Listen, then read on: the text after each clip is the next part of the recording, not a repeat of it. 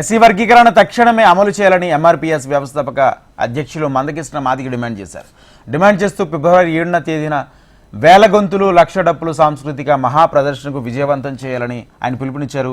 జనగాంలో నిర్వహించిన సన్నాహక సదస్సులో కీలక ఉపన్యాసం చేశారు. సుప్రీంకోర్టు తీర్పును అనుసరించి శాసనసభలో అమలు ప్రక్రియను తక్షణ చర్యలు చేపట్టాలని ముఖ్యమంత్రికి విజ్ఞప్తి చేశారు.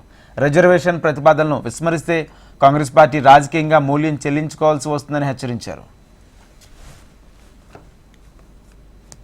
ఏమాత్రం ఆలస్యం చేయకుండా సుప్రీంకోర్టు తీర్పును అనుసరించి శాసనసభలో ఇచ్చిన హామీని గుర్తు చేసుకొని ఫిబ్రవరి 7 కంటే ముందే వర్గీకరణ అమల్లోకి తీసుకొచ్చే విధంగా తక్షణ చర్యలు చేపట్టాలని చెప్పి తెలంగాణ రాష్ట్ర ముఖ్యమంత్రి వర్యులు గౌరవ రేవంత్ రెడ్డి గారికి విజ్ఞప్తి చేస్తున్నాం.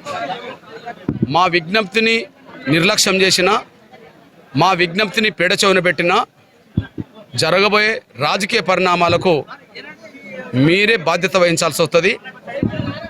మీరు కాంగ్రెస్ ప్రభుత్వం రాజకీయంగా మూల్యం చెల్లించాల్సి వస్తుందనే విషయాన్ని ముందుగానే గుర్తు చేస్తున్నాం, హెచ్చరిస్తున్నాం.